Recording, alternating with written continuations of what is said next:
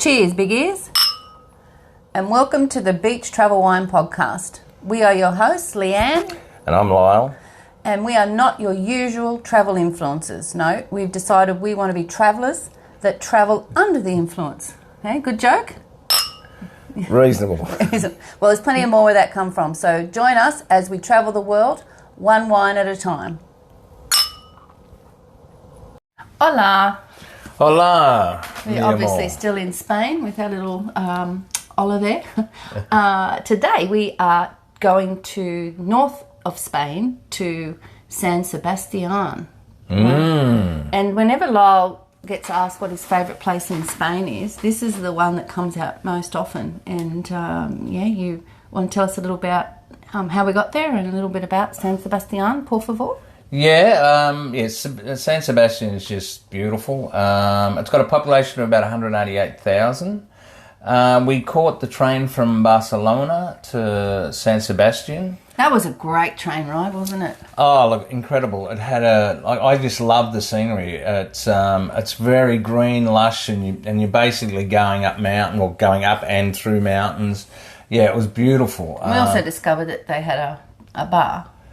We did. So we could stand up and talk to people. And, just to socialise, just to be polite. And watch the mountains go by. Yeah, but it wasn't a fast train. It was sort of the first long train trip we did in Spain, so I think we were just taking it all in. We'd never seen it like it. Well, we flew into Barcelona, and San Sebastian was our first trip. Yes, I'm going to tell you one of the reasons we went to San Sebastian in a little while. Is there any sort of history or anything else about? Well, it's about 570 kilometres from Barcelona. Mm-hmm. The train trip takes 5.5 hours, and a one-way ticket is around €20. But make sure that you book them online in advance. They are much cheaper to buy them that way. San Sebastian. The locals call it Donostia. They do. It's in the Basque Country, isn't it? It is. It's a resort town on the Bay of Biscay in Spain's mountainous Basque Country. Yeah, correct. Their first language is Basque? Well, it's actually Euskera. Okay. It's the oldest language in Europe, and what they've done is they've actually done DNA tests on the people there, and they're actually not. There's obviously bits of Spanish and there's bits of French there because it's only like 50 kilometres from the French border. They've done the DNA tests and they've basically said and confirmed that the Basque people are a different people. They're not Spanish, they're not French, they're their own people. What I was getting at was the language there. You can be understood in normal Spanish. Yeah, everybody speaks Spanish, but they also speak the Euskera. Yeah, they prefer to speak their that language, don't they? Yes, so look, they're known to be very parochial. The Basque people. Apparently, that's where the beret was made. Invented. Correct. Yeah, that's correct. Everyone thinks it's French, the beret, but it was definitely in San Sebastian. And there's shops full of them, isn't there? Yeah, and all different colours. Yes. And that was to do with keeping because it rains a fair amount in. Up in the north of Spain, and apparently that was for keeping the cold water off their heads. Off their face, fair enough. So when we got to San Sebastian, we had a nice little walk from the train station along to our apartment.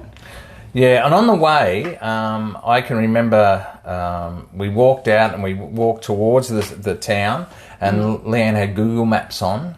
And my first impression was when I saw the bridge across to the other side of the town over the river, and it was the Maria Cristina Bridge, and I just couldn't believe how beautiful it was.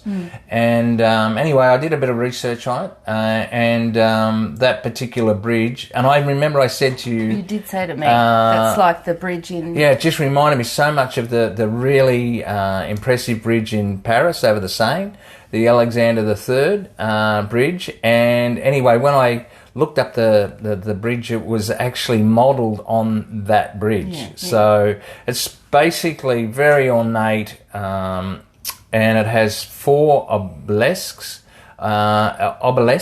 they call them, at each corner of the bridge, and then on top of that you have all these beautiful sculptures, and it's really, really impressive. So that was my first impression of Spain, of San Sebastian, and I was blown away by it. Right. Yes, you were. You did love that. You did tell people about that all the time.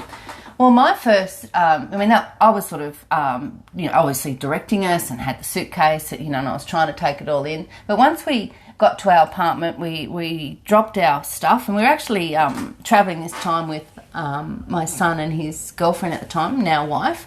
Now with 2 children? Yeah, thank you.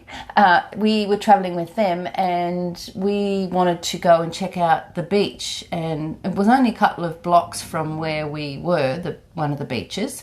And when we got there, do you remember? Yeah. Yeah, there was a surf competition on. Yeah, it was what's the name of that beach again? Zuriolla, yeah, Playa de Zuriolla. That's right. And they had a surf competition on. And it's obviously got the waves because it doesn't have the protection of the other islands, like the most famous beach of San Sebastian, which we'll talk about in a minute. But it's a really wide, flat beach, and beautiful big surf waves. So and that particular day, I couldn't believe it. We walked along the side. There was a platform, and you felt like, and you could get so close to the surfers and see exactly, like they were right in front of you. You weren't looking out towards them. You were actually beside them, and I'd never seen that before. It was great. They had fabulous, a big, marquees up, and entertainment as well. So that was our first taste of the beach at San Sebastian. We did go back there and have a swim. Leanne once again convinced me to go for a swim. I think Cody convinced you to go for a swim. Well, either way. If Cody's going to go in, Lyle just can't stand there like a big soot can. No, that's basically it. He was freezing. That's why we were a bit reluctant to get in Santander, but it was so warm. Yeah, Santander was, I reckon that was about 24. Yeah, so anyway, but it was July that we're in San Sebastian, so it should have been warm. But anyway, so Zuriolla Beach, and we walked along that a couple of mornings as well. Yeah, it was... and you can actually walk on the beach because it's flat, but not like a lot of these beautiful beachside towns and cities, they have promenades which walk along the beach. And I remember we'd get up early and go and find a little cafe to find coffee for everybody. Yeah, for ages it took us ages to find anything open, and it was about 9 o'clock in the morning. Oh, no, yeah. So that's Zuriolla Beach. Now, one of the reasons we went to San Sebastian was, and this is like we've told you this in other podcasts about Spain. I was about to say Spain casts, which is what it is. Really, what do I call it? I call it spans the other day. Yeah. Was we obviously saw a travel show, and it showed the famous beach that everyone knows, La Concha, but it also had this funicular. Which is like a little carriage that goes up the side of a mountain, up to a sort of a little amusement park with a roller coaster, and with the views back down to the beach, and we just thought that'd be absolutely awesome. So the funicular is called Funicular Monte Agueldo, and it's 320 metres up to the top of this mountain, and it starts at the bottom of a beach called Ondaretta, and there's 2 carriages that take you up to the top, don't they? And why was that built? To take people up there? What's up there? Originally there was a casino. Yeah, right. And I think it's about 320 metres high, the actual mountain. And the casino was basically catering for the rich and famous and the Hollywood movie stars. Apparently, Cary Grant, for those old enough to remember the golden era of movies, he was a very, very well-known actor, and he used to haunt the place. But now it's accommodation. Yeah, it's it's one of them, Mercure. Yeah. So you can go up this funicular, and then you can hop off, and it's like a little amusement park up there as well. Sure.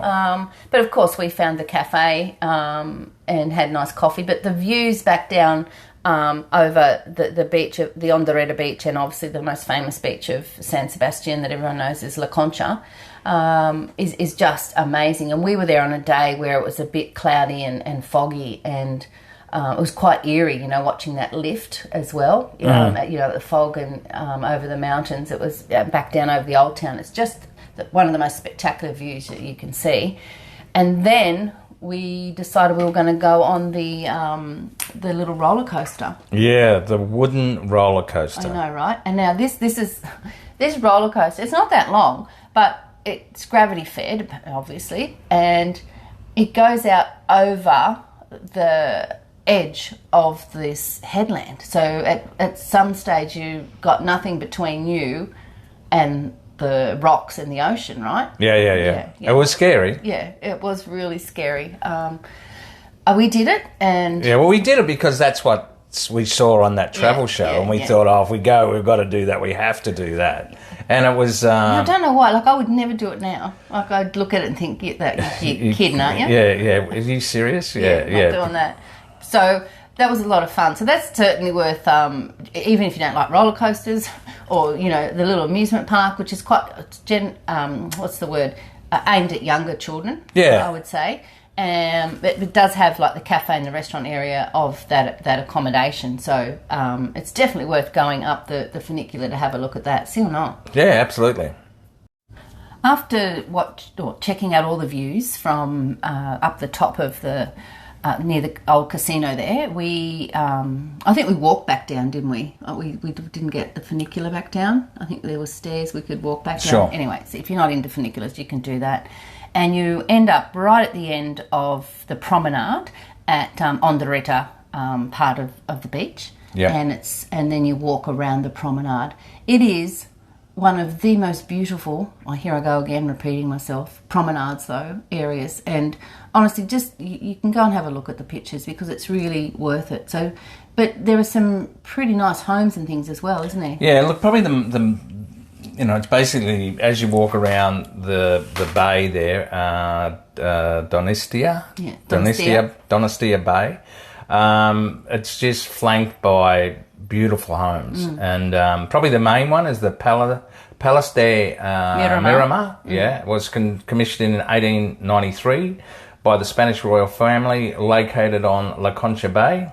I remember the houses being grand. And I remember the gardens being, because, I love the flowers. I remember the gardens being stunning. Yeah. And that's on one side of the promenade. And then the promenade we're walking along is paved, and it's got white wrought iron ornate balustrades. Yeah, all the way around. All the way around. And then you have some beautiful restaurants. Yeah, on the sand, basically. Out over the sand. Now, we decided that we would stop at one of these, treat ourselves, didn't we? And it was white, and the red geraniums were flowering, and we found a table. So we're looking out over the bay, and we sat down there, the four of us, to have lunch, and we're like, this is going to cost us a bit. And well, everybody had told us how San Sebastian was probably the most expensive place in Spain.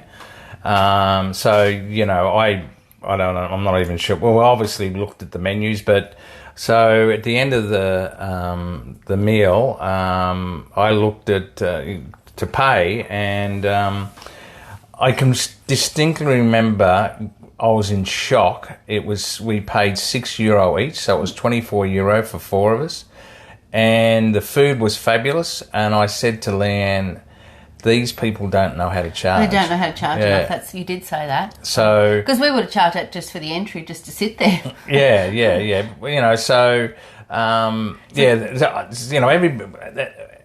There's been a common thing that we've found in Spain, where the more upmarket areas are, they look beautiful. It's the same in that Barrio Salamanca in Madrid. That was supposed to be really, really expensive. And then when we looked at the restaurants and had a look at the menus, we were surprised how affordable it was. And even in Santander, it was everything was affordable. So so back to our walk along. We had our lunch, and then when you walk along that promenade, you're walking along the famous La Concha, Playa de la Concha, which is La Concha is the shell, right? Correct. And that is that iconic sort of horseshoe bay shape photo that you see when you ever look at anything about San Sebastian. Right? Yeah. And from there you can see the Isla de Santa Clara, right? Correct, and that's located in the middle of the bay between Monte Urgel and Monte Yeldo. It's about 400 metres across and rises about 48 metres. Look. They used it, didn't they? Chuck everyone out there that had plague or something. Not COVID. No. Back in the 16th century, the people who were infected by the plague were transferred to the island to prevent spread of infections. So do you know if there's infrastructure on the island? Not really. No, there's not. No. It's because it's quite rough. The ocean. Well, it's the tides. Okay, so that's the only way you can swim to it. Really? Yeah, you can swim to it, or you can go by boat. But look, it's really popular in summer for the beaches. But So it's not like there's no accommodation on there as such. No. Okay, and San Sebastian also has like a port area, so obviously there's like fishing and that sort of stuff, but also pleasure boats that you can do, boat tours and. Absolutely. That sort of thing.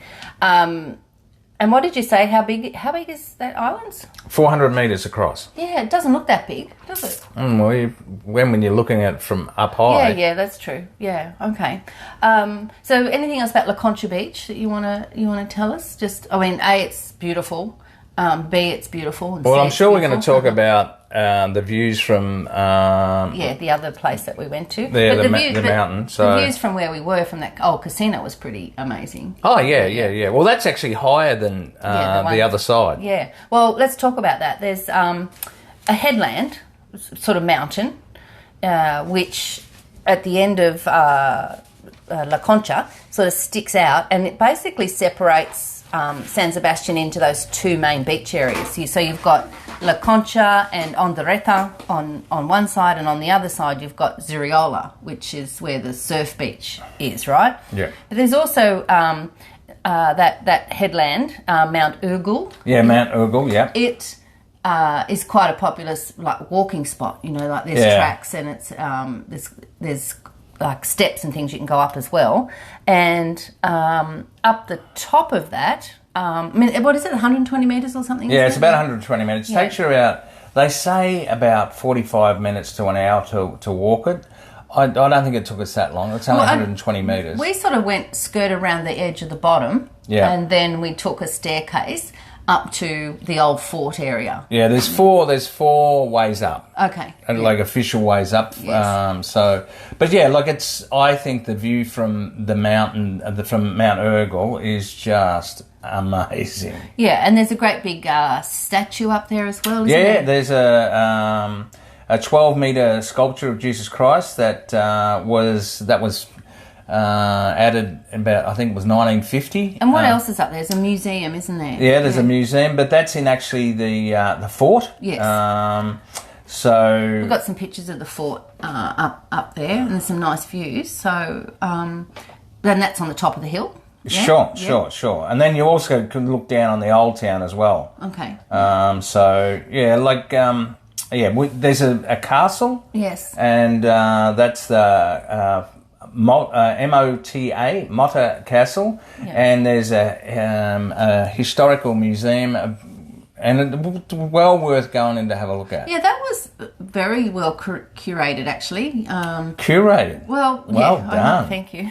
I don't want to keep saying the same words, but it was a great storyline of what was all about the area there. I thought. Yeah, and it talked about how, because basically the castle was there with a fort. Yes. And how it's got the little turrets you can go and stand on, and it's got the cannons and all that sort of thing. And little areas that look like cubby houses, but were obviously jails. They've got the big doors on them and stuff. And they've got an English cemetery there. Okay. And that was for the English that tried to defend San Sebastian during one of the battles or one of the wars. So Yeah, it's well worth going up and have a look for what's up there, but also for the views. Yeah, so there's 2 vantage points. There's that one and the other one we told you about, and they're both worth, and both got outstanding views of the whole area. Beautiful. Yeah, and at the bottom of Mount Monte Urgel, yes, you've got a marina, not a marina. Well, there is the port, but there's also the aquarium. Oh, okay, that's where that is. Yeah. Okay. And we didn't actually see that, so I can't really tell you about that. But I imagine it's everything else in San Sebastian is pretty impressive. So yeah. I imagine it's pretty nice.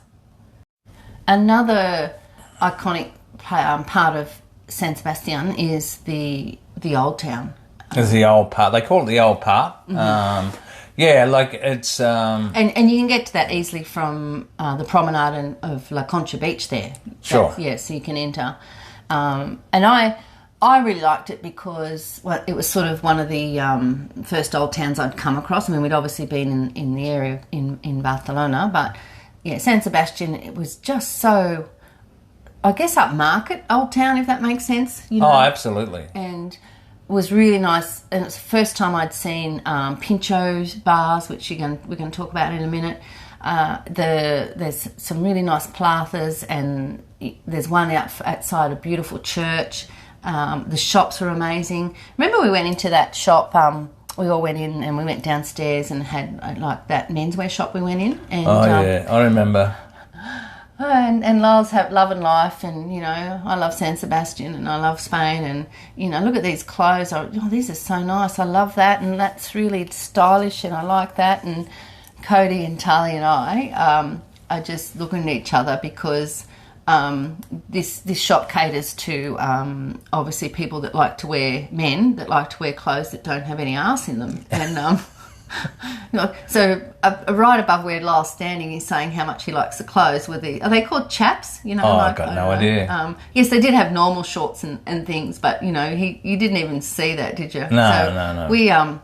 We didn't. I didn't let him buy any of the arseless or cheekless pants. Maybe I should have. Well, they were very colourful. I mean, I think you're being a little bit harsh. But yeah, it was funny. A nice shop. Yeah, we had a lovely time walking around the shops there. We still giggle about that. I was talking to my daughter-in-law yesterday about it, you know, saying we're going to do a San Sebastian podcast, and that was the first story that she thought of as well. So that's pretty... Sorry. So what... That's all right. We'll move right along. Look, basically, one of the things that San Sebastian is most known for is its cuisine, its food. Now, there is... they have... Well, when people think of Spain and food, they think of tapas.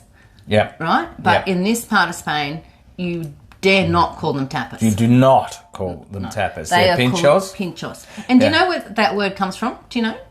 Pinchos? Toothpick? No. Well, pinchar is the verb to pierce. To pierce? Yeah. Oh. Oh, to pierce. Oh. I'm thinking, what? Yeah, to pierce. To pierce. Oh, fair enough then. Yeah. Okay, so let me explain about the pinchos then, because that's, you know, a major part of what makes San Sebastian. The pinchos is a little bit different than the tapas in that it's normally served on bread and it is secured by a toothpick. And you go into these pincho bars and they're just... There's food everywhere. They're all on the counters. They're just huge, and it's really impressive. They're only small, most of them. Yeah, they're only small, but you help yourself, basically, and the idea is to keep the toothpicks, because when you're finished, you go to your waiter staff or the cashier, and you give them your empty toothpicks, and that's how they charge you. And then if there are different priced pinchos, they have a different coloured they have a little cellophane toothpick on the top. Yeah. So that's how they do it. What are the famous? What's it? Some of the more well known pinchos that they have. I know that there's some anchovies because it's very well, lots of anchovies up that way, isn't there? Yeah, look, yeah, absolutely, because the Cantabrian Sea, which, you know, this... But some people call it the Bay of Biscay, but others call it the Canterbury Sea. So yeah, anchovies are big. There's other popular ones are the goat cheese with caramelised onion. Oh my God, that sounds divine. Okay, there's like the garlic prawn ones, and you've also got the gambas. Yes. You've got the bacon wrapped dates, sausages with peppers, anchovies with pickled peppers, and potato croquettes is always big, but they're big in also with croquettes are huge, aren't they? Yeah, and I thought when we first sort of started with the croquettes, I thought, they've got to be average, but I don't know what they do, but they are nice. They are nice. They are really nice. So generally you're looking at about €2.50 for average price of the pinchos. Yeah.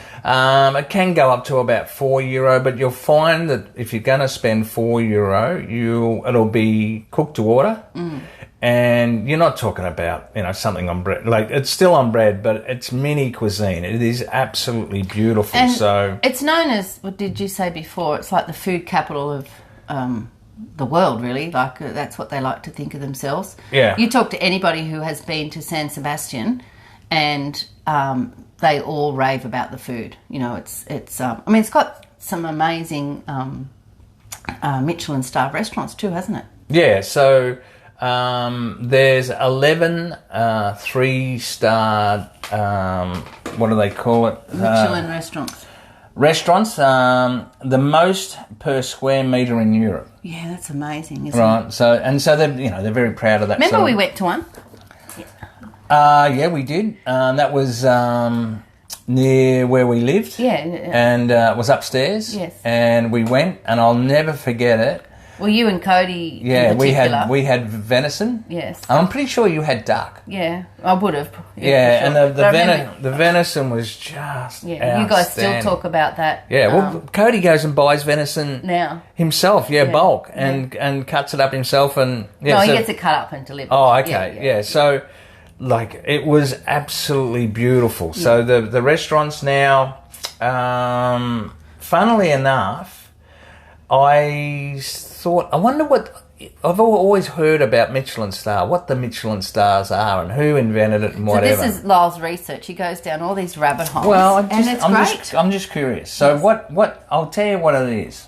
So what he's going to tell you is, you think Michelin star is some famous person that basically goes around and picks out, which restaurants to give Michelin stars to, I guess. But that's not how it started. Okay, I'm going to read this. Okay, so the Michelin stars are in a Michelin guides. The Michelin guides now are a series of guidebooks that have been published by the French tyre company Michelin since 1900. So it's the Michelin tyre company since the 1900. Yeah, since 1900. The guide awards up to 3 stars for excellence to a select few establishments. Michelin also published the Green Guides, a series of general guides to cities, regions and countries. Now, how it started was that it was back in 1900. Now, there was only 3,000 vehicles in Paris. Mm-hmm. All right. So what the marketing people at Michelin... Which adds up to 12,000 tyres. Yeah. What they decided was to get people to drive more and to buy more cars was to recommend... originally, they were just maps. And they were maintenance, and they were how to look after your tyres. And then they decided to go a step further. What they decided to do was recommend restaurants, and they were content creators before there was content creators. Yeah, so 1 star was the food was okay. 2 stars was it was worth stopping, and 3 stars it was worth a detour.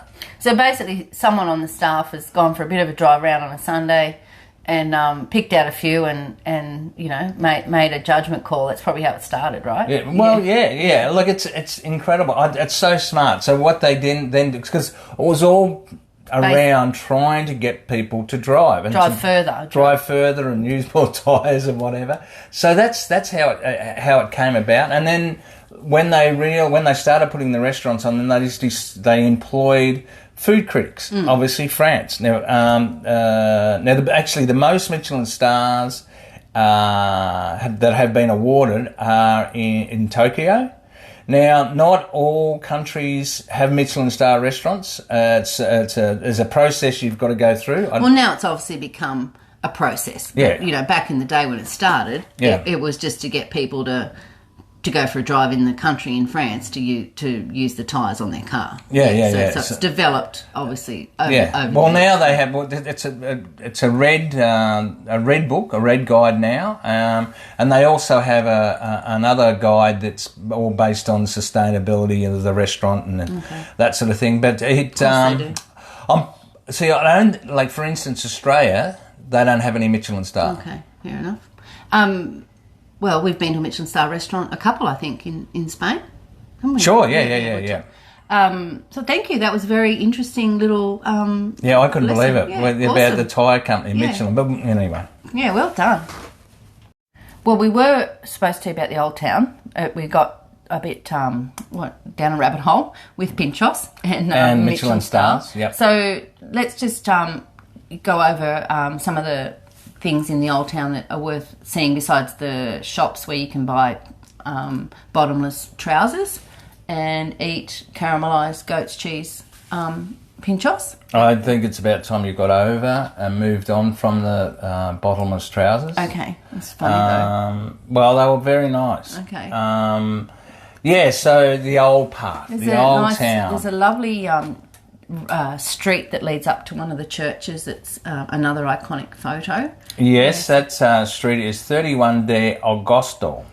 And that's obviously an important date. That commemorates. Commemorates, that's the word. Yeah, I can't even speak English, let alone Spanish. The destruction and fire of the entire city by the Anglo-Portuguese troops. That's and that. At the end of that street you've got a couple of churches. There's the 31 de Agosto.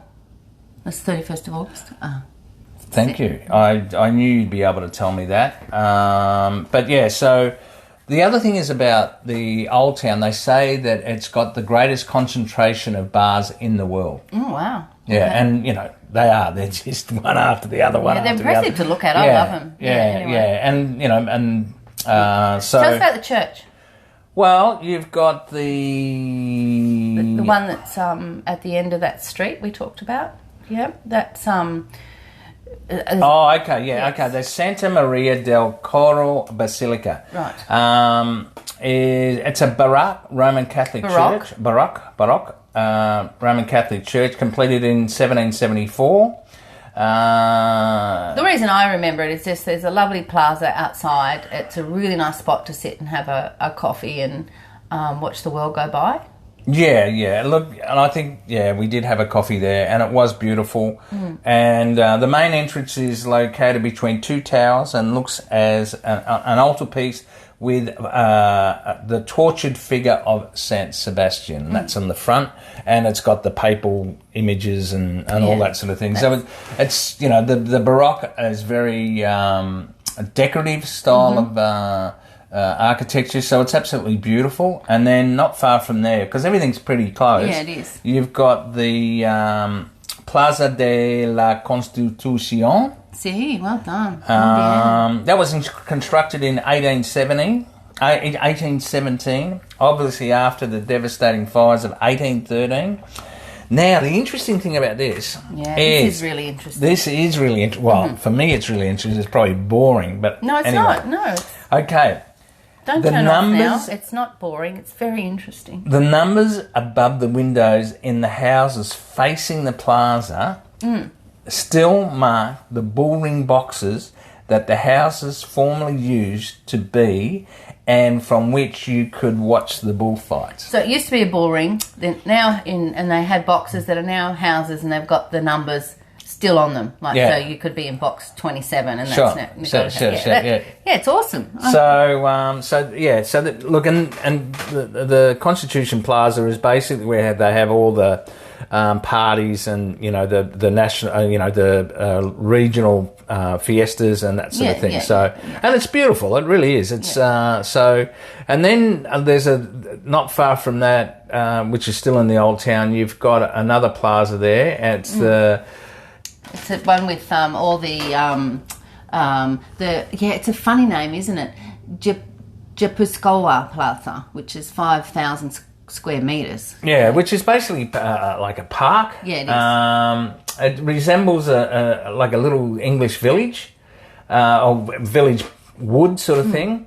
It's a large number of variety of trees, flowers, and plants, and it also has a large variety of plants. Yeah, you do. She does, yeah, and it also has a pond with ducks and swans. So when we were there, there's lots and lots of toddlers and kids, feeding the ducks and the swans, and then you can cross a small bridge and wooden bridge and to a lily pond. So that's pretty impressive as well. But it's really, really glorious. So there's so much to see in that small area of San Sebastian. Yeah, it's not big. And so you can basically walk from Zuriolla Beach, which is on one side. Sure. Around the headland of Mount Ugal, and then along the beach of La Concha and Ondaretta, and you can go up to the other mountain, which is Igueldo, up the funicular, all quite very close. Oh yeah, it's not far at all. And the old town is right there at the beach as well. Yeah. And then basically when you go out of the old town, you're in a more modern shopping area. Yes. And the fashion shops and it's mind blowing what's there. It is certainly a beautiful city.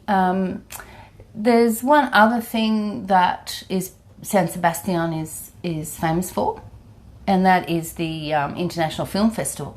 Yes, that's true. That's held every September, sort of later in September. Yeah, 16th to the 24th of September. Well, it was, this year. And it was in 2022 with its 70th anniversary. And this is going to blow you away. I actually know what film won the Golden Shell. Is that what the award is? Yeah, the Golden Shell. But it's a really big deal. Like it's huge, and they also. I better tell you who won it. Yeah. It was a Colombian film, The Kings of the World. Okay. And so don't ask me what it was about. I did have a look, but I've forgotten. But the other thing is they also have a big jazz festival. Okay. There. So.